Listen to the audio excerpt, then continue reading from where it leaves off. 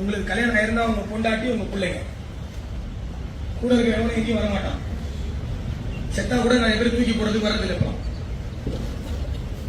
அதனால நீங்க எல்லாரும் ஒழுக்கமா இருந்தீங்க அப்படின்னா அது உங்களுக்கு நல்லது.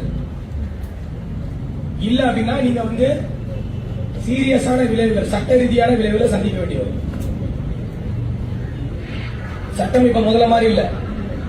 முக்கிய குற்ற சட்டங்கள் எல்லாத்தையும் மாத்திட்டாங்க. ரொம்ப ஸ்ட்ரிக்டா இருக்கு. உங்களை பொருளாதார ரீதியா கூட உங்க எல்லாரையும் முடக்க முடியும். காசு இல்லைன்னா நீங்க கஷ்டப்படுறது மட்டும் இல்லாம உங்க குடும்பங்களும் கஷ்டப்படுவாங்க.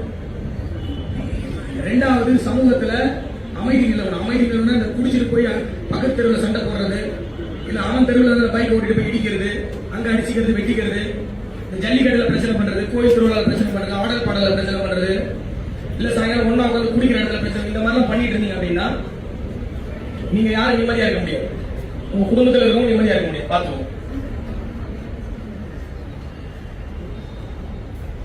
இங்க மொத்தமா ஒரு 300-400 பேர் இருக்கீங்க, அவ்வளவுதான். திருச்சி மாவட்டத்தோட தொகை பாத்தீங்கன்னா, ஜனத்தொகைன்னு பாத்தீங்கன்னா 30 லட்சம் தொடுது.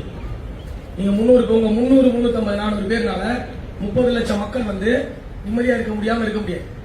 300 ஒரு நம்பரே கிடையாது. ஜெயில போனா ஜெயில் வாழ்க்கை ஃபுல்லா போயிடும்.